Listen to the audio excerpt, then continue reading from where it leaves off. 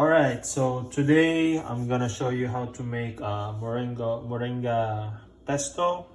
So instead of basil, among gamitan kay kamunggay. Okay, so make sure yung kamunggay inyo naghagpatan dayon. Kung namoy food processor, mas maayo. Tayo dira. Oops. Sa food processor, wala mo food processor, pwede na po siya o regular blender. Okay? So, pagbutan nyo sa food processor, hindi na kabutang daghang tanan kay daghan na siya kayo. Ato na siya dumagan later. Ito na, ito na siya minced garlic. Pwede na po siya whole garlic kung naano. And then, a little bit of oil. Tumaga na siya time to time later. Okay? And then, salt and pepper. So, olive oil would be good. Yes, if you have olive oil, it's also good. If you don't have olive oil, you can use salad oil. Okay? Ayan, ato na siya blend.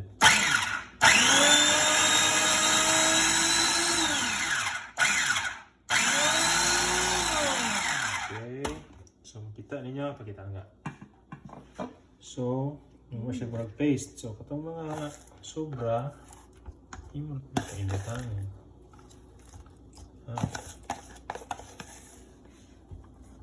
Actually, kung namoy pine nuts, apil mo siya sa ingredients sa pesto, mas maaari po naman butangan.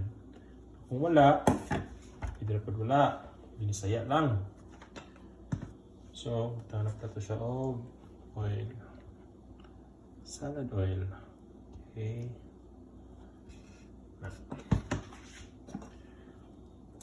No more additional garlic? Yeah. Okay.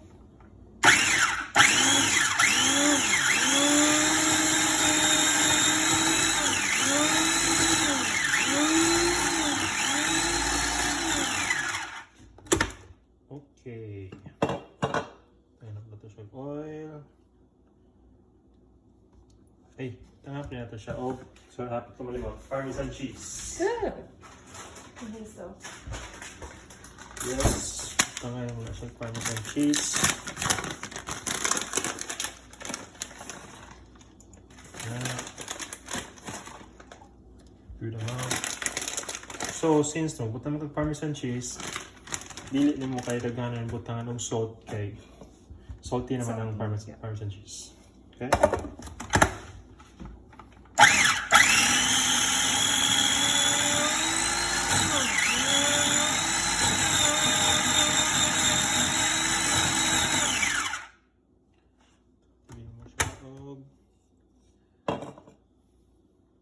Gamay pa rin. So, dapat yung consistency niya, more siya ka ng paste, wet paste. Kung dapat yung consistency, talaga may pepper pa.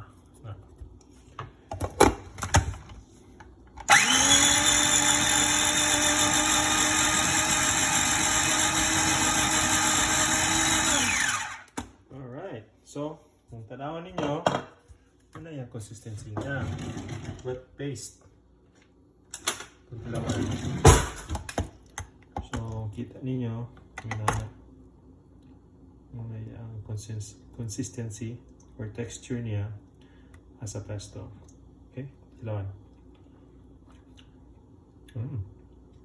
Delicious. Saan naman siya gamay Parmesan cheese pa? Sabi.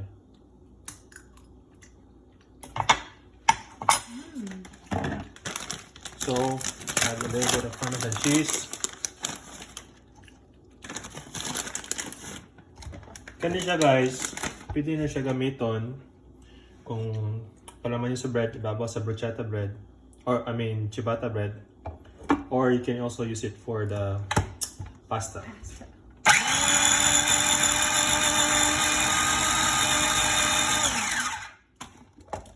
Alright, so that's it. That's your moringa pesto or kamunggay pesto. Alright. Okay, so earlier naghimo ta og moringa pesto. So karon ako nang i-incorporate ang Moringa Pesto with the pasta. So, himo ta og Moringa Pesto pasta.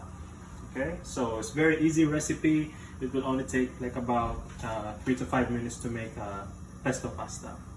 So, first heat the oil. And then, just a little bit of oil. Dayon.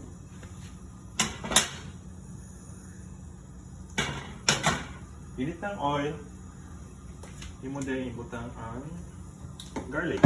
Saute lang kagamay ang garlic. Okay?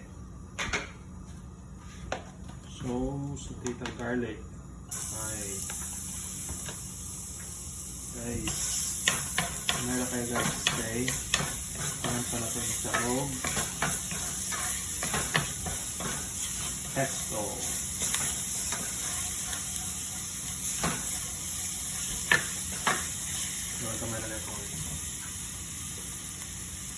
Okay, so a little bit more oil.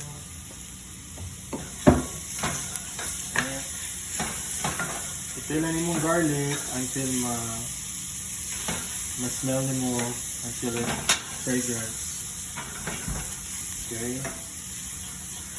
So, turn mo add sa oil, garlic. With the pesto. About 1 tablespoon. Lang. Gusto mo pa.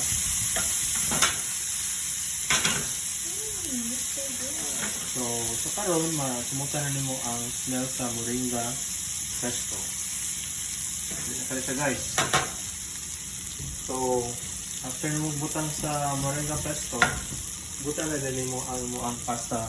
Karen, ang gamit ako niya is fettucine. So, mo siyang i-boil lang sa water for like 12 minutes until al dente. Then, mo na siyang drain. So, after that, put na yung pasta.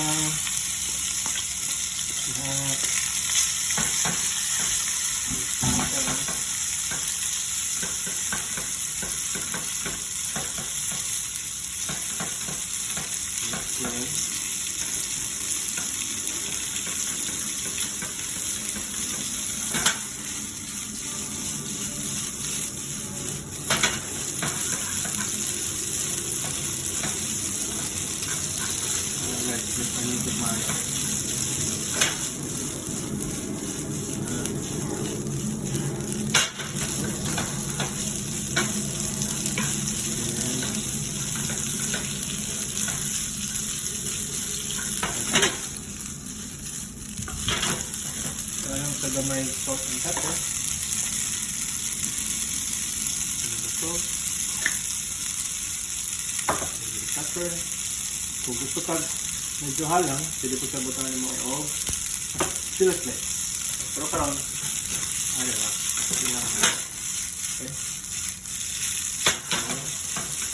That's it. Kaya ito, mga 3 minutes naman siya. Hindi natin siya i-stay nito.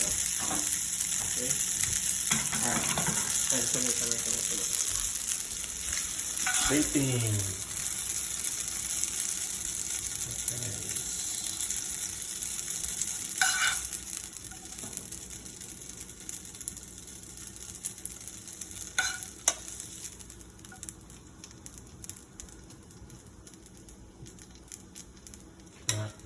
Ayan. Ayan. Alam mo siya. Cheese on top. Parmesan cheese. Okay. Tapos bigyan ako siya og gamay. Fried garlic akong gimo kanina. Babaw lang. Para ba po siya presentation. Okay? That's it. Moringa Pesto Pasta.